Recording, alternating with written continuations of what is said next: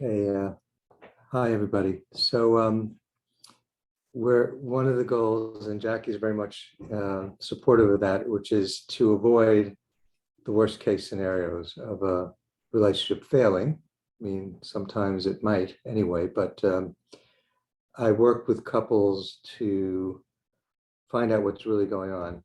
A lot of the times people communicate with results that create hostility or frustration without even realizing it. It's habitual, and our society is not great with communicating.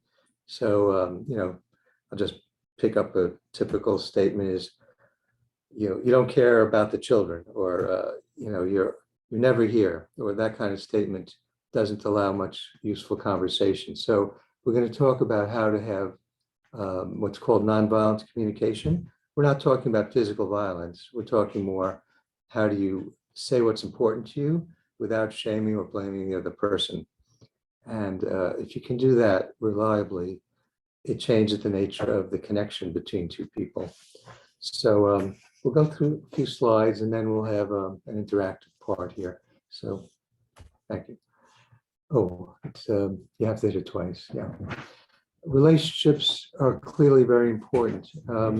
Being isolated is not healthy for anyone, mentally and even physically. So the reason I call this the unbearable lightness of relating is that the challenge is to be vulnerable, which feels like being exposed. And with another person, it's sharing the most sensitive part of yourself, which might have traumatic memories. Strong positive feelings too can be hard to share. And learning to be vulnerable and open allows for a very meaningful relationship, marriage, as well as more joy in daily life. So finding that lightness or vulnerability is very important. You have to do it twice. I guess I didn't turn off. Yeah. One thing, after working with a lot of couples, people think that everything should just happen kind of automatically. You find someone you like, you get married, or you're moving together, or you're in a relationship, and everything should go well. But sometimes that doesn't happen, right? There are reasons those things don't happen. Some of it has to do with individual people with difficult histories and pain and scars and baggage from the past. And if we don't understand how to see those accurately and respond to those things, it can cause a lot of bad feeling going back and forth. So people want more attention, or they need attention, they want affection. If they don't get it exactly a certain way, they might become angry and respond in that way. So it's important to have insight into people's complexity. So if you're in a relationship, take it for granted that you're complicated and the other person is complicated too. And it's important to understand that and be kind and patient along the way, because then you can get a chance to know the other person and know yourself. Otherwise, you're dealing with a surface that's not really the full story. So be patient and kind. Next. Yeah, along that same line, don't assume that the first thing that comes to your head is a great thing to share, or being silent or stonewalling. Don't assume any of those immediate reactions are going to be helpful. And as Jackie said, that's one of my favorite quotes also. We have a moment each time something's going on. We have a moment to consider how to respond in this moment, and what do I want to create? Do I want to get back at another person, at my partner, or do I want to find a way to overcome? And it's important to reflect. So you may have heard the difference between reacting and responding. A reaction is like, you called me a name, I'm going to double down on that and use a worse name for you. But responding is more sensitive than that, and is more productive and leads to happier people. And that's what we want. So I promised in the promotional material for this event some words that you should avoid, possibly. One of them is, you always, The other is you never. Those are usually not true. And even if they were true, those are aggressive statements like, you always ignore me. It's probably not really true, right? So be careful. If you hear that, stop yourself. Don't say those words. And also, but. I love you, but we have a live audience member who is catching the humor and the intensity of these issues. If you say, I love you, but you're a pain in the ass, you've just stepped all over your statement. I love you. You sometimes just stop there.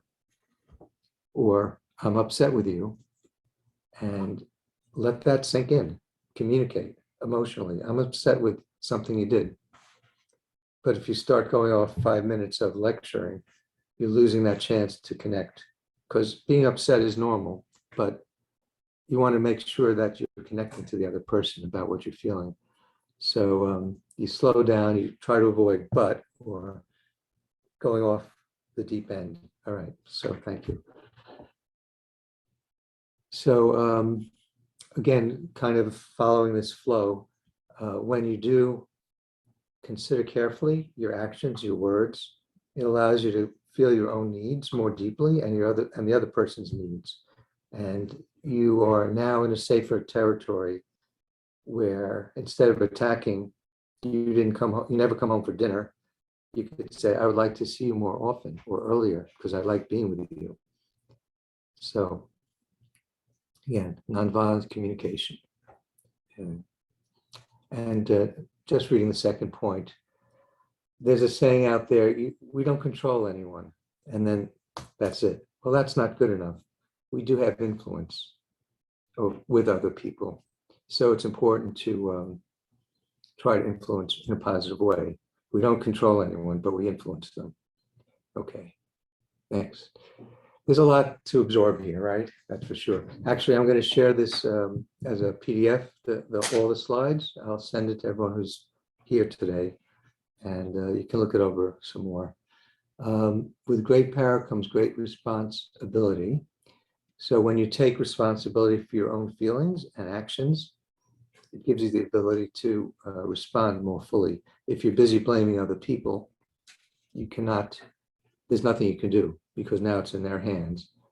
If you realize you have some control, you can make wiser choices and create a positive feeling with another person and within yourself. Okay, and next. One of the things I read online, I normally wouldn't do this, but I read tons of articles. If you do a search for, how do I know if my marriage is over? And same thing for a relationship. How do I know? And then 10 points, 7 points. One of them is, unless both people are trying, it's hopeless. But that's not really true. If one person can really communicate well and be patient enough, the other person will come around. It might take a long time, but again, that's really depending on the two people. But if one person does the right things, it's always better for that person, and it's better for the other person. And if there are children involved, if one parent is doing the right thing, that child will see it. And you're setting an example for them for when they grow up.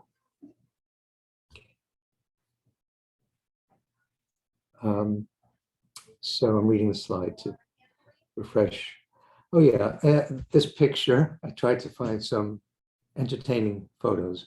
Here's a boy who's getting a little tired of his younger sister teasing him and poking him and, sort of torturing him in a very pleasant way, but he's had it. So you have to know when you reach your limits. If you're exhausted and your partner is yelling at you and coming at you and in your face, you could just say, I can't do this right now. I have to go outside. I'll talk to you later. So be realistic about what you can handle and what you can't handle, including in the relationship. If there's, as Jackie was saying, if things are too intense and too negative and you just can't handle it, you have to realize that and be realistic. But short of that, short of giving up totally, you can set boundaries. You can say, I need some time away. I'll come back in a couple hours, or maybe we'll talk then. So try to take care of yourself and be real.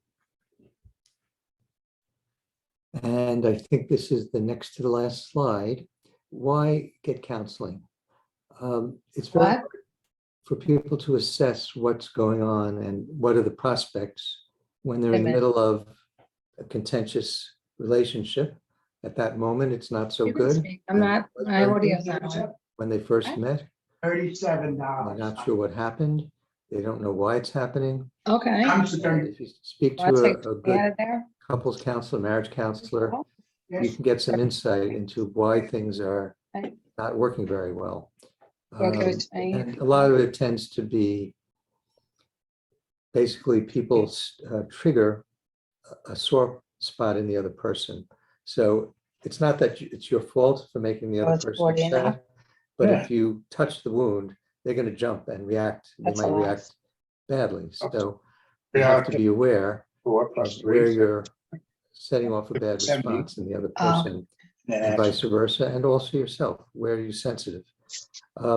I find that about 80% of the time, I'm able to help couples I just would change it, yeah. get along much, much better and be happier. There are some cases where there's very deep personal injuries. That person is very aggressive about those things because they've been hurt in their lives. And it can be very hard to overcome. So occasionally this doesn't work. Maybe, I haven't actually added up. It may be even a little more than 80%. But there's a couple of times I've unfortunately been unable to help people heal what's going on. But a lot of times, if they're willing to listen and try, even if one of them can, very often you'll see a change. Sometimes it takes a couple of months, 6 months, maybe a year. It varies, but things can change. Okay, so be open to possibilities. That's one possibility.